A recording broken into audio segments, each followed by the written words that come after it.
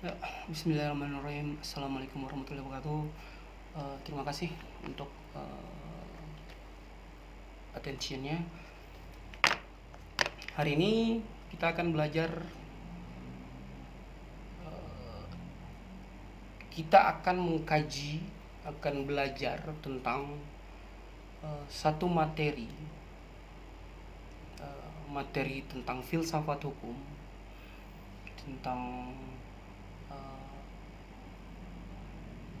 satu mata kuliah yang sangat-sangat penting untuk mahasiswa hukum pelajari.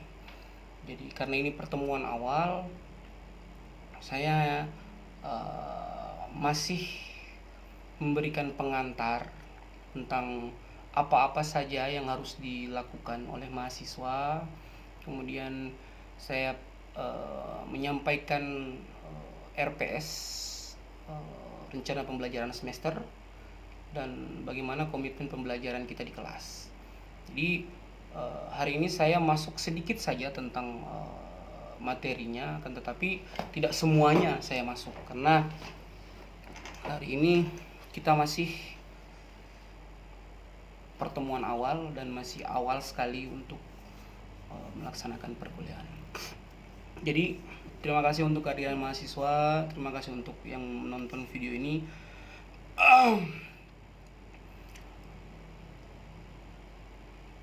Untuk mata kuliah filsafat hukum sebenarnya pembelajarnya sangat simpel, sangat simpel. Jadi materi pertama yang pasti yang saya akan ajarkan adalah pengertian, ruang lingkup, tujuan dan manfaat filsafat hukum. Kemudian manfaat teori hukum, tujuan teori hukum, hubungan ilmu hukum dengan dogmatik hukum, objek teori hukum, kemudian gejala hukum, filsafat hukum, cabang-cabang filsafat hukum, aliran hukum alam, aliran hukum positif, aliran hukum utilitarianisme, mazhab sejarah, sosiologikal jurisprudence, pragmatic legal realism. Ini kebanyakan kita membahas tentang teori-teori hukum yang ada, yang selama ini ada di yang kita pelajari, ada di Indonesia lah. Artinya hukum di Indonesia itu sangat enak untuk dipelajari sebenarnya. Kita kalau mau mengkaji dari kita kalau mau belajar sejarah lagi tentang bagaimana hukum di Indonesia itu ada, jadi secara tidak langsung kita harus belajar lagi tentang bagaimana masa kolonialisme masuk ke kita, ke Indonesia, ke bangsa Indonesia. Kemudian mereka mengajarkan tentang aturan-aturan hukumnya, kemudian itu yang kita ambil dan kita terapkan sekarang, dan teori-teorinya itu kita masih gunakan sampai sekarang. Yang padahal sebenarnya kita sebagai negara yang berkembang sudah harus bisa mempunyai aturan hukum tertentu, atau artinya aturan hukum tersendiri. Karena kenapa? Kita sebagai negara yang berkembang sekarang, dan kita harus apa ya? Kita sudah diakui oleh negara-negara lain bahwa kita adalah negara berkembang yang konsistensinya kita itu akan lebih dari negara-negara lain kalau misalnya masyarakat di dalam negaranya itu bisa bersaing dengan negara lain. Tetapi sekarang sangat sulit. Karena kenapa?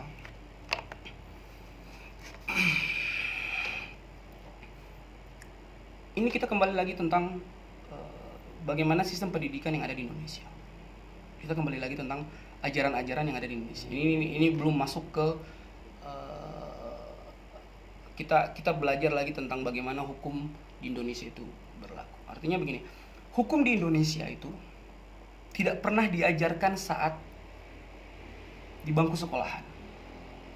Hukum di Indonesia itu diajarkan pada saat kalian kuliah. Nah, ini permasalahannya. Jadi secara tidak langsung Kita mengetahui tentang hukum itu pada saat kita kuliah. Padahal hukum itu mengatur kita semenjak kita baru dalam perut. Kita masih dalam perut saja, kita masih di kandungan ibu kita saja itu sudah diatur oleh hukum. Jadi kalau mau berbicara tentang perkembangan hukum yang ada di masyarakat, tentang bagaimana eksistensi hukum yang ada di masyarakat, tentang pembaruan hukum yang ada di masyarakat, tentang bagaimana norma-norma hukum yang ada di masyarakat, ini sebenarnya kita sudah sangat kalah dengan negara lain. Karena kenapa? Negara lain itu sudah sangat berkembang, artinya hukum mereka itu sudah sangat sesuai dengan perkembangan zaman. Sekarang kita tidak, kita masih tetap berpatokan kepada aturan-aturan lama, aturan-aturan tempo dulu yang sebenarnya sudah tidak sesuai lagi dengan aturan-aturan kita. Contoh seperti begini. Contoh seperti ya walaupun di Indonesia itu ada namanya perkembangan hukum Indonesia. Contoh seperti misalnya Undang-Undang ITE. Undang-Undang ITE itu adalah undang-undang yang salah satu undang-undang yang sebenarnya si malakama kalau kita buat. Karena kenapa? Undang-undang ITE selalu digunakan oleh orang-orang untuk misalnya kalau kita dapat kayak sekarang ini orang-orang kalau mau buat video, mau buat konten, mau buat sesuatu itu sudah harus berhati-hati. Artinya para pelawak, para stand up comedy mau memberikan materi tentang stand up comedy, mau berikan tentang materi komedinya itu sudah sangat harus berhati-hati, harus memperlihatkan tentang ini kita kena enggak, dengan undang-undang ITE. Contoh juga dengan orang-orang yang melakukan podcast, orang-orang yang melakukan orang-orang yang melakukan merekam video sendiri gitu. Kalau misalnya ada orang yang tidak senang dengan orang ini, kita bisa dijerat dengan undang-undang ITE. Karena kalau misalnya ada kata-kata kita yang menyinggung atau kayak menghasut, kayak mau menghina lah, kita pasti akan dikenakan pasal undang-undang ITE. Sedangkan undang-undang ITE adalah undang-undang administrasi. Artinya undang-undang administrasi itu adalah undang-undang yang penghukumannya itu tidak boleh dipenjara sebenarnya. Kalau menurut saya sih, ada Profesor Andi apa mengatakan bahwa kalau namanya undang-undang administrasi yang sifatnya administrasi, itu penghukumannya itu tidak bisa berupa penjara. Penghukumannya harus berupa denda atau berupa administrasi. Sekarang orang-orang baru berkata sedikit saja ya seperti itu. Mempelajari tentang filsafat hukum. Jadi, kenapa kita mempelajari tentang filsafat hukum? Apa makna filsafat hukum? Saya masuk sedikit tentang materi. Mempelajari pengertian filsafat hukum sama dengan mempelajari pengertian hukum pada umumnya, di mana untuk merumuskan pengertian atau definisi hukum yang tepat itu sangat sulit. Karena kenapa? Tidak ada orang sekarang yang bisa mendefinisikan hukum itu seperti apa. Profesor manapun, walaupun profesor-profesor yang sudah sangat tinggi ilmunya, mereka bisa berargumentasi bahwa hukum ini seperti ini, tapi kita tidak bisa mengambil hukum itu seperti apa tepatnya. Jadi mempelajari filsafat hukum sama saja dengan mempelajari hukum. Artinya semua orang bisa berpendapat tentang filsafat hukum.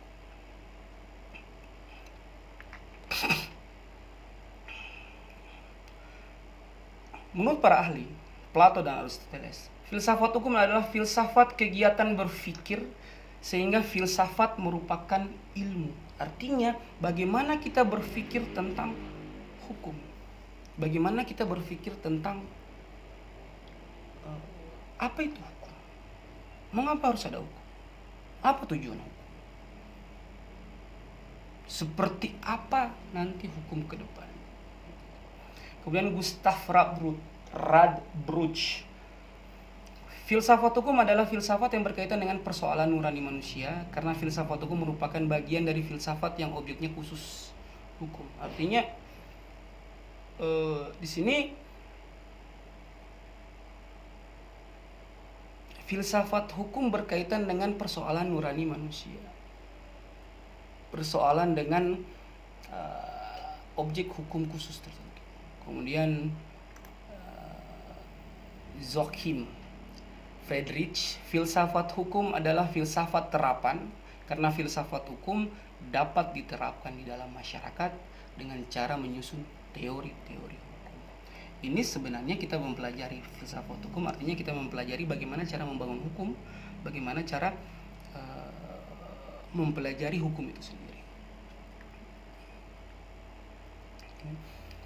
Selain para ahli luar, saya mengambil ahli yang di Indonesia. Jadi Mahadi menyatakan filsafat hukum ialah falsafat tentang hukum, falsafat tentang segala sesuatu di bidang hukum secara mendalam sampai ke akar-akar secara sistematis. Kemudian Sujono Dirjosisworo mengemukakan filsafat hukum adalah pendirian atau penghayatan kefilsafatan yang dianut orang atau masyarakat atau negara tentang hakikat, ciri-ciri serta landasan berlakunya hukum. Jadi filsafat hukum berbicara tentang pendirian atau penghayatan kefilsafatan. Itu menurut Sujono. Kemudian menurut Sacipto Raharjo menguraikan filsafat hukum itu sebagai berikut. Filsafat hukum mempersoalkan pertanyaan-pertanyaan yang bersifat dasar dari hukum. Pertanyaan-pertanyaan yang bersifat dasar dari hukum, pertanyaan tentang hakikat hukum, tentang dasar-dasar bagi kekuatan yang mengikat dari hukum, merupakan contoh-contoh pertanyaan yang bersifat mendasar. Atas dasar demikian, filsafat hukum itu dihadapkan kepada ilmu positif.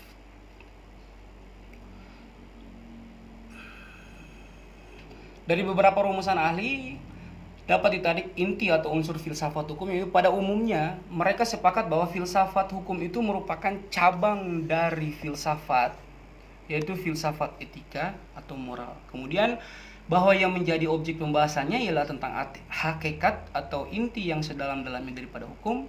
Kemudian merupakan suatu cabang yang mempelajari lebih lanjut setiap hal yang tidak dapat dijawab oleh cabang ilmu hukum maupun teori hukum. Ini pembahasan yang sebenarnya harus lebih dalam lagi kita membahas. Kemudian ruang lingkup filsafat hukum. Setelah abad ke-19, masalah-masalah mendasar yang tadinya menjadi objek pembahasan para ahli filsafat kini beralih ke para ahli hukum biasa. Masalah-masalah mendasar yang dikaji hanya sekedar tujuan hukum, terutama masalah ketertiban dan keadilan.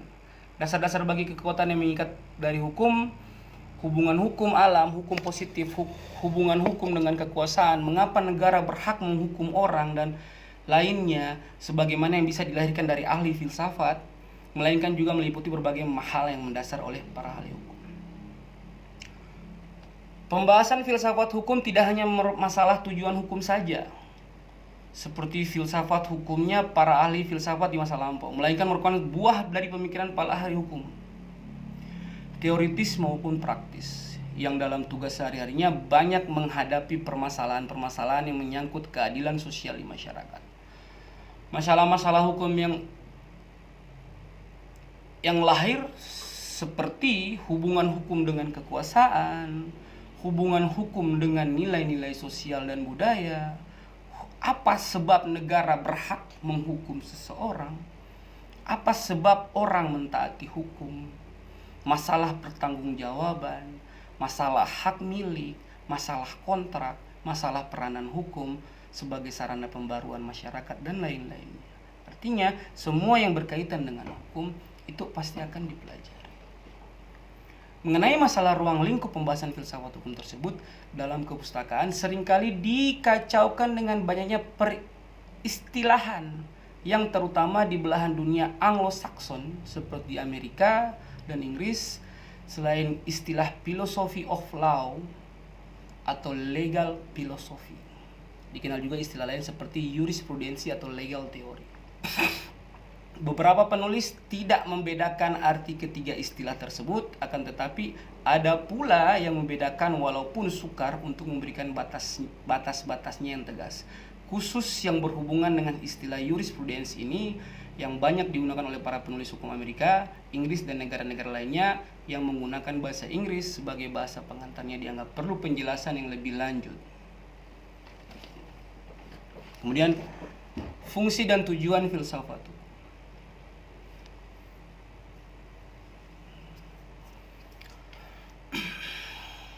Filsafat hukum merupakan refleksi teoritis tentang hukum. Merupakan induk dari semua teoritis tentang hukum. Filsafat hukum memfokuskan pada segi filosofisnya yang berorientasi pada masalah-masalah fungsi dari filsafat hukum sendiri. Filsafat hukum juga dapat menjelaskan tentang nilai-nilai dasar-dasar hukum sampai pada dasar filosofisnya. Ditemukannya hakikat esensi substansi ruhnya hukum sehingga mampu hidup dalam masyarakat. Dalam perkembangan hukum pada umumnya, filsafat hukum merupakan alat pembantu yang berguna pada tingkat tertentu. Filsafat hukum sanggup mengadakan perubahan radikal terhadap hukum itu sendiri. Bahkan kadang-kadang mempunyai peranan yang menentukan. Di samping itu, filsafat telah pula memasukkan unsur-unsur baru ke dalam hukum, menciptakan bangunan-bangunan dan unsur-unsur baru tersebut untuk menyusun dan memberikan sistem kepada bahan-bahan hukum yang ada. Ada dua kebutuhan yang mendorong pemikiran hukum secara filsafat. Yang pertama, adanya kepentingan masyarakat terhadap keselamatan hukum. Inilah yang mula-mula mendorong timbulnya hukum untuk memelihara perdamaian, ketertiban dengan mencari suatu dasar yang tetap guna mengatur tindakan tingkah laku manusia agar tidak timbul sewenang-wenang baik oleh penguasa maupun perseorangan. Yang kedua, adanya kepentingan untuk mengadakan perubahan dalam arti penyesuaian terhadap aturan-aturan hubungan hukum dengan keamanan hukum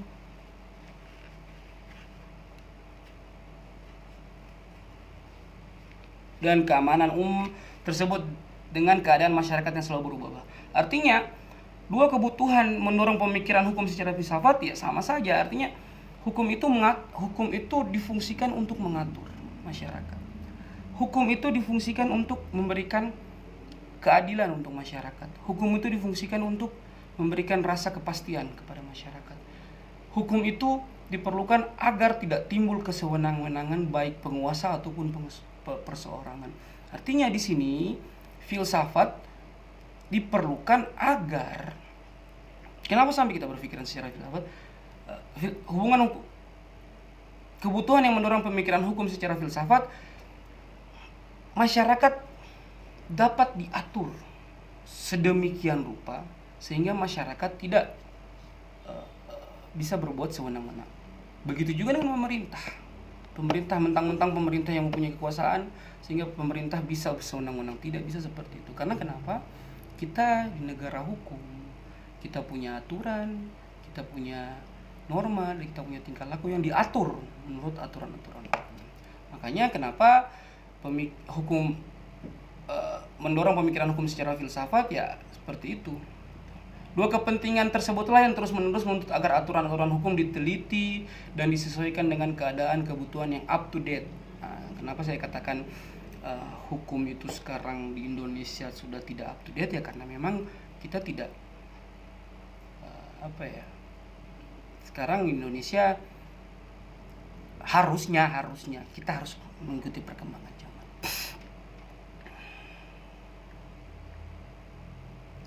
Manfaat filsafat hukum. Filsafat hukum memperdalam dan memperluas pengetahuan tentang hukum yang menjadi objek positif. Karena itu filsafat hukum memiliki nilai tinggi bagi mereka yang mempelajari pengetahuan hukum. Filsafat termasuk di dalamnya filsafat hukum memiliki 3 sifat yang membedakan. Pertama, filsafat memiliki karakteristik yang bersifat menyeluruh dengan cara berpikir holistik tersebut. Mahasiswa atau siapa saja yang mempelajari tentang filsafat hukum diajak untuk berwawasan luas dan terbuka. Mereka diajak untuk menghargai pemikiran, pendapat, dan pendirian orang lain.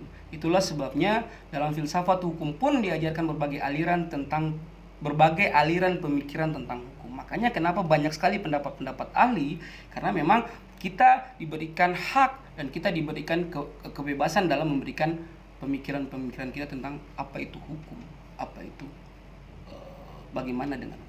Kedua, filsafat hukum juga memiliki sifat yang mendasar, artinya dalam menganalisis suatu masalah kita diajak untuk berpikir kritis radikal. Mereka yang mempelajari filsafat hukum diajak untuk memahami hukum tidak dalam arti hukum positif semata.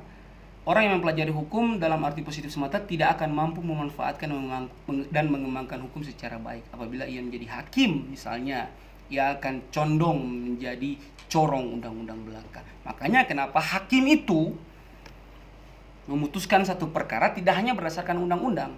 Dia harus melihat perkembangan zaman sekarang. Dia harus melihat bagaimana perkembangan manusia-manusia sekarang yang ada di dunia.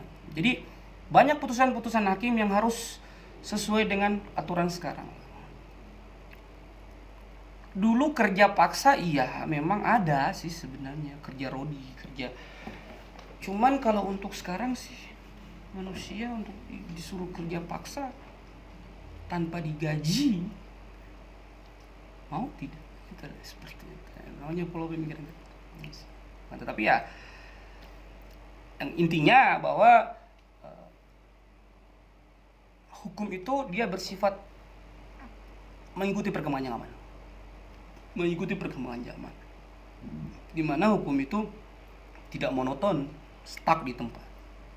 Oke, ketiga yang tidak kalah pentingnya ialah sifat filsafat yang spekulatif. Nah, ini spekulatif. Sifat ini tidak boleh diartikan secara negatif sebagai sifat gambling. Tidak. Sifat ini mengajak mereka yang mempelajari filsafat itu berpikir inovatif, selalu mencari sesuatu yang baru. Memang salah satu ciri orang berpikir radikal adalah senang kepada hal-hal baru. Tentu saja tindakan spekulatif yang dimaksud di sini adalah tindakan yang terarah dan dapat dipertanggungjawabkan secara ilmiah. Dengan berpikir spekulatif, itulah hukum dapat dikembangkan ke arah yang dicita-citakan secara bersama. Itu kalau misalnya kita berpikir secara positif. Cuman permasalahannya sekarang banyak sekali orang-orang yang menyalahgunakan hukum. Artinya mendefinisikan hukum, pendefinisian hukum, dan memanfaatkan hukum, apalagi para aparat-aparat pemegang kekuasaan.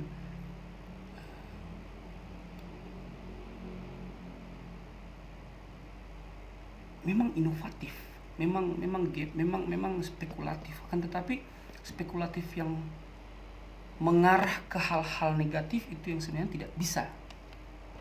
Itulah ada si malakamanya. Kenapa? Di samping dari ciri di atas, dalam ciri lain dari filsafat hukum adalah reflektif dan kritis. Melalui sifat ini, filsafat hukum berguna untuk membimbing kita menganalisis masalah-masalah hukum secara rasional, kemudian mempertanyakan jawaban itu secara terus-menerus. Artinya, kita mempertanyakan apa itu hukum, mengapa hukum seperti ini, mengapa pemerintah berhak mengapa polisi itu berhak menilang seseorang yang tidak menggunakan helm. Kenapa? Padahal kalau menggunakan helm itu haknya kita gitu. Kita mau pakai helm dengan tidak kan terserahnya kita. Tapi masalahnya kita ada aturan hukum yang mengatur seperti itu. Itulah yang harus kita ketahui. Hukum itu berkembang sesuai dengan perkembangan zaman, tidak boleh monoton, tidak boleh stuck di tempat. Karena apabila hukum tertinggal, maka akan sulit untuk mengatasi bagaimana perkembangan zaman. Oke, cukup sekian. Terima kasih untuk atensinya. Kita ketemu lagi nih insya Allah minggu pertemuan selanjutnya. Video saya selesai. Wabillahi taufiq walhidayah. Assalamualaikum warahmatullahi wabarakatuh.